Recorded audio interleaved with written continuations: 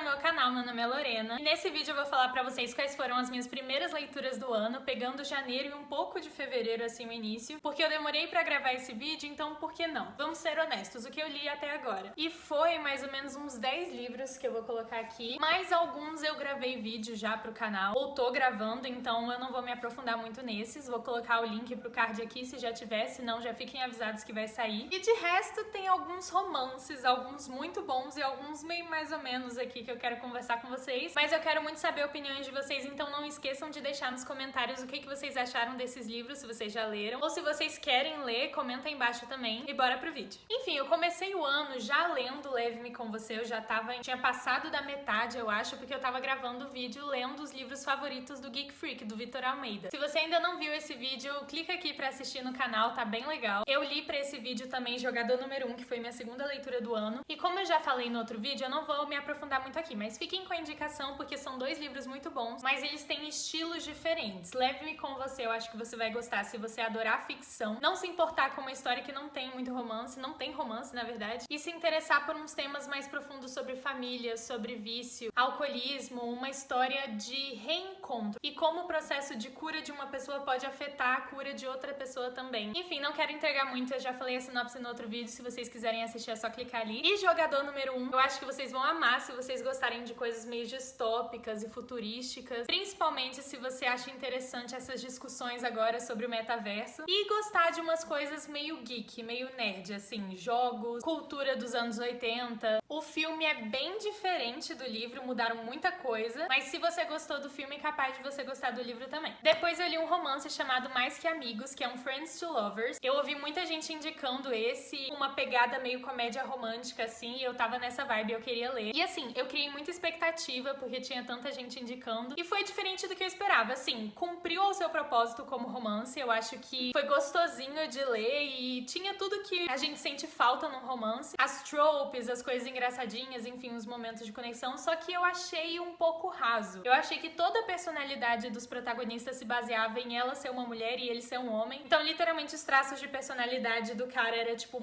eu sou homem, eu gosto de mulher, eu gosto de esporte, eu vou bater no seu ex porque eu sou um macho. E a menina era uma mulher. Então, de vez em quando, tinha umas falas que ela falava algumas coisas tipo, ai, como toda mulher, eu não sei o quê. Ou, ai, me senti como uma mulher. Não sei, umas coisas meio assim que no início eu ficava, o que é isso aqui? Não tava entendendo, achei que não ia gostar do livro. Mas quando tava chegando nos 30%, começou essa vibezinha de comédia romântica e eu comecei a aproveitar, mas é aquilo. Tô até tentando pensar aqui na sinopse pra falar, mas não tem muita coisa pra dizer além de ser um Friends to Lovers. Os dois protagonistas são dois melhores amigos há muito tempo. Ah, tinha essa questão, assim, já começa com uma frase meio, ai, dizem que homens e mulheres não podem ser amigos, mas a gente tá aqui pra quebrar essa regra. E aí fica muito nessa vibe, homens são de Marte, mulheres são de Vênus, a gente pode ser amigo ou não, como se fosse uma grande questão, mas enfim. E aí ele é o pegador e tal, e ela tá num relacionamento de anos, até que alguma coisa acontece e ela termina o relacionamento e quer voltar pra pista, só que ela tá, tipo, enferrujada, ela não sabe fazer as coisas porque ela ficou anos nesse relacionamento, e esse melhor amigo dela é pegador, então ele meio que pega a tarefa de ajudar ela nesse sentido, e aí o resto é a história. Depois eu li Malibu Renasce, que era um livro que eu tava super ansiosa pra ler, da Taylor Jenkins Reid, porque eu li 3 livros dela antes de ler Malibu Renasce. Daisy Jones, Evelyn Hugo e Depois do Sim, que foram livros que eu adorei. Mas enfim, eu tava super otimista porque Malibu Renasce faz parte dessa tríade dela das celebridades. Só que não foi a experiência que eu tive com Daisy Jones e Evelyn Hugo. Acabou não sendo uma leitura muito memorável pra mim. E eu vou explicar porquê, mas eu preciso mudar de lugar. Então espera só um segundo. Se você já leu Daisy Jones ou Evelyn Hugo, talvez você lembre de um personagem chamado Mick Riva, que é um cantor que aparece nos 2 livros, mas ele não era o personagem principal. E em Malibu Renasce, a história vai ser focada nos filhos desse cantor, porque aparentemente ele era um Mr. Catra que não ligava pra família e deixava os filhos dele lá e só queria saber de pegar mulher e da carreira dele. Enfim, detesto esse Mickey Riva, só que é muito confuso na minha cabeça porque eu não consigo imaginar ele como outra pessoa além do Bruno Mars, mas o Mick Riva simplesmente é detestável. Enfim, a história vai focar nesses filhos dele e como, apesar de ter zero ajuda do pai, eles acabaram crescendo e se tornando celebridades por si só. E aí que tá, porque como celebridades, eles são famosos principalmente por fazer todo ano uma farofa da GK, uma festa que lota de celebridade, eles não têm mais controle nenhum sobre isso praticamente. Daí o livro é dividido em duas partes. Primeiro mostra o passado deles, né, a trajetória deles até ali. E aí o livro foca numa festa em específico em que aconteceu no final da festa um incêndio em Malibu que arrasou tudo. E aí a gente tem a noção de que durante essa festa aconteceu esse incêndio, mas a gente não sabe como, nem porquê, nem nada que aconteceu até ali. E os capítulos vão sendo uma contagem regressiva até o momento desse incêndio na festa. Tá, mas aí o livro é dividido em duas partes. A primeira parte é eles se arrumando pra essa festa, mas também tem uns flashbacks, assim, mostra a trajetória do passado deles, como eles foram crescendo e chegando até onde eles estavam. E a segunda parte é mais focado no que aconteceu durante essa festa. E aí, pra mim, foi difícil de lidar um pouco com essa história, porque nessa primeira parte, eu acho que o objetivo era meio que fazer a gente se afeiçoar pelos personagens. Então, é isso, basicamente. Construção dos personagens, mostra os conflitos que eles estão vivendo. E aí, eu consegui me importar. Eu não amava ninguém, assim, eu achava os personagens interessantes, principalmente a irmã mais velha. Mas enfim, vai mostrando o arco deles ali e a gente vai se importando com aqueles personagens, aqueles filhos. Só que na segunda parte tem muitos capítulos em que são, tipo, o que celebridades aleatórias que você nunca ouviu falar estavam fazendo naquela festa. E aí, assim, eu não me importava com aquelas celebridades. Amo saber fofoca de celebridade, mas não quando eu não me importo com elas. Eu acho que as fofocas de Daisy Jones e de Evelyn Hugo eram tão suculentas, assim, tão legais, porque a gente já conhecia os personagens, já se importava com eles e o que eles faziam nesse meio midiático era interessante. Agora, as pessoas que eu não conheço, não segurou pra mim. Então, nessa segunda parte ficou cansativa, eu não tava conseguindo me importar tanto, então eu só queria terminar. E aí tem uma hora em que tudo explode, era pra gente estar super se importando e eu tava ligando mais ou menos. Mas eu sei que tem muita gente adorando esse livro, então acho que ainda vale a pena se você já gosta da Taylor Jenkins Reid. Eu não recomendaria pra alguém que tá conhecendo ela começar por esse livro. Depois eu li, tô lendo a trilogia de Tons de Magia, tô gravando um vídeo pro canal que tá super legal, mas até agora eu já concluí os 2 primeiros livros e assim, a minha impressão geral é que antes de ler eu tava com uma super expectativa e no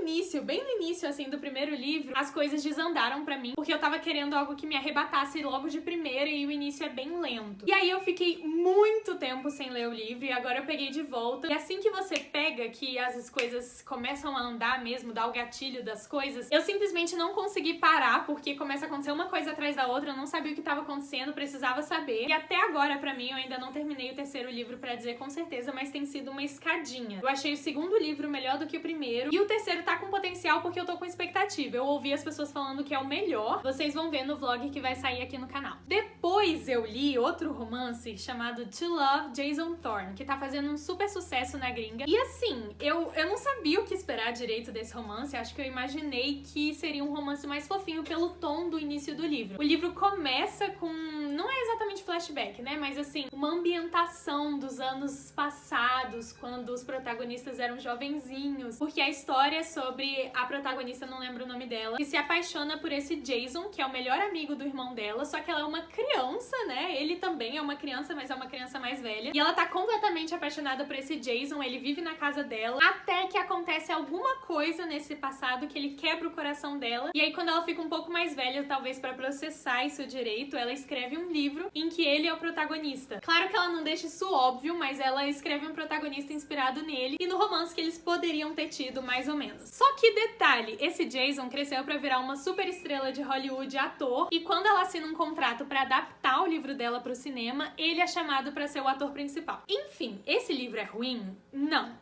Esse livro é bom? Também não. De um modo geral, eu achei um livro meio mediano. Tem aquelas coisas de narrar e falar mais o que tá acontecendo do que de fato mostrar pra você. Mas era um livro que a princípio tava se segurando bem pra mim até começar os hots. Por quê? Eu ouvi falar que tinha uma polêmica nesse livro, mas eu não sabia o que era, ninguém me avisou. E é que assim, o primeiro hot, não sei se é o primeiro hot deles, mas algo que eles fazem antes de ficarem juntos, assim, envolve a menina bêbada. E aí, quando eu me deparei com isso, eu pensei, ah tá, essa é a polêmica do livro. A partir daqui não vai ter mais coisas nesse sentido, né? Mas começa uns hot muito estranhos. Tem umas falas que me deixaram mais com vergonha alheia, assim, sabe? Ela falando, ai, senti uma explosão nos ovários, uma certa possessividade que não bate comigo, praticamente um fetiche com virgindade, sendo que a menina nem nem é virgem. E eu juro pra vocês, ela goza chorando, então assim, foi bem estranho. E aí depois disso o livro não se segurou tão bem assim pra mim, aí eu tava um pouco cansada de ler. Depois disso eu li They Both Die at the End, ou Os Dois Morrem no Final. E o vídeo que eu fiz sobre esse livro já saiu aqui no canal, era vendo se eu ia chorar lendo esse livro. E veio aí, eu não esperava, na verdade eu tava com muita expectativa no início, porque eu vejo as pessoas falando muito bem desse livro. Mas eu senti que tinha um ritmo mais lento, sabe? Eu não tava tão interessada assim nas coisas que eles faziam no livro, mas eu achava os personagens fofos, principalmente o Rufus. Mas enfim, tava sendo um livro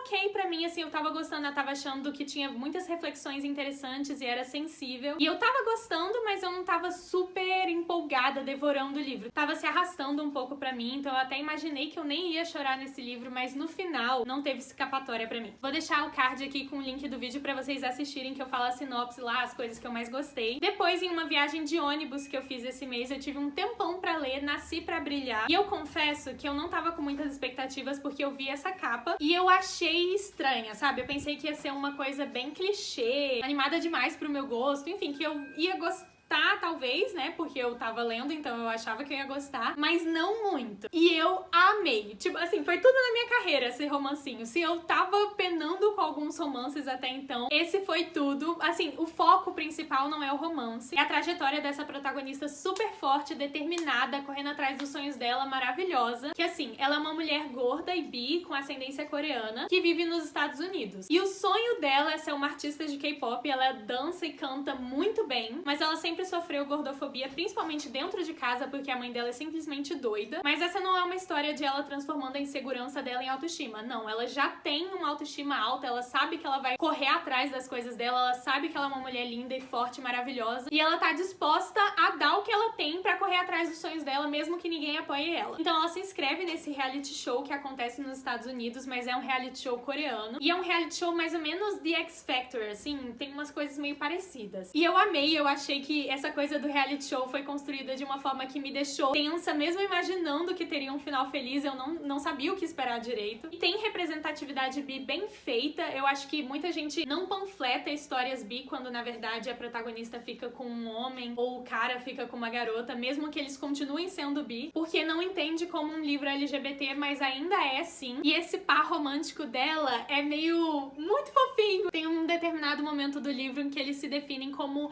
ela sendo Sonserina e ele sendo Lufa-Lufa. Então assim, imagine um menininho tímido, meio Golden Retriever, cadelando por essa mulher forte. Tudo pra mim. Depois eu terminei de ler Spanish Love Deception, porque eu demorei pra ler esse livro. Penei um pouco. E assim, eu sei que é um livro que muita gente ama, adora, favorita. E justamente por isso eu queria muito dar uma segunda chance pra esse livro. Alguns meses atrás eu comecei a ler ele, só que no primeiro capítulo eu morri de vergonha alheia. E eu não tinha nenhuma condição de ler um livro inteiro em que eu já tivesse morrendo de vergonha alheia da protagonista. Eu peguei um ranço dela por causa dessa primeira cena. E aí eu tinha desistido. Só que muita gente ficou, não, você precisa continuar porque você vai aprender a gostar. Eu também me senti assim no início, mas em tal parte eu comecei a amar. Então eu queria dar uma segunda chance. Eu queria ler esse livro. E fiquei forçando a barra. E aí assim, ler um livro forçando a barra não é bom. Porque se você já não tá gostando das coisas, você pega ranço do livro e não quer gostar dele só de birra. Mas eu queria gostar, então eu fiquei insistindo.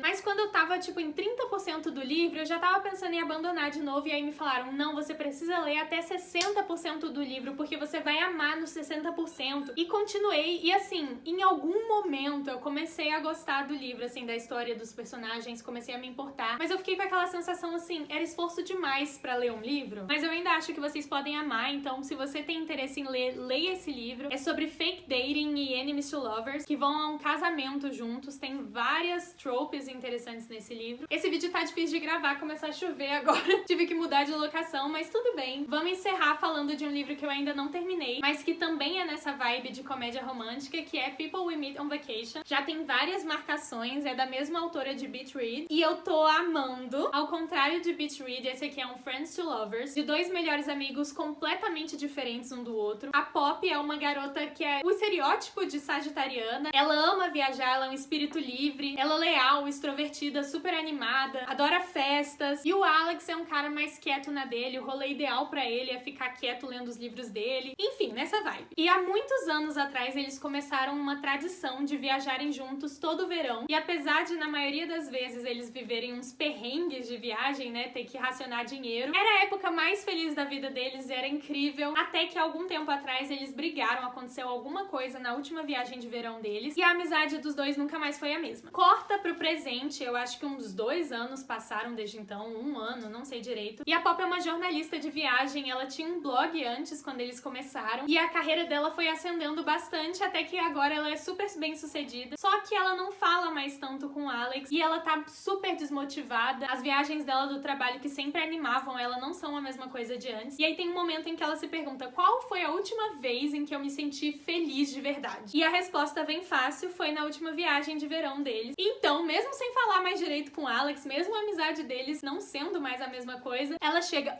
bora viajar de novo? E eles vão. E dá pra sentir a tensão, né? Porque tem uma barreira entre eles que a gente não sabe o que aconteceu naquele verão, mas eles ganham essa chance de se reconectar e tá sendo tudo pra mim. Eu tô amando. Eu gosto como a Emily Henry dá atenção aos detalhes de se apaixonar. E aqui dá pra sentir esses melhores amigos se apaixonando. Aqueles momentos em que uma chavezinha vira na cabeça deles, eles começam a considerar aquele e se, mas depois tentam fingir que esse momento nunca existiu porque é amizade, que não quer estragar, enfim. Eles têm uma conexão muito fofa e eu tô amando muito. Essas foram as minhas leituras do ano até agora. Comenta aí embaixo o que você já leu, qual foi sua leitura favorita. Eu tô bem otimista pros projetos desse ano e pras minhas leituras e eu quero recomendações de vocês. Se você gostou do vídeo, não se esquece de curtir e se inscrever no canal se você quiser apoiar. Se quiser comprar algum desses livros, não se esqueçam de usar meu link de afiliada. Muito obrigada por terem ficado até o final. Eu vejo vocês na semana que vem.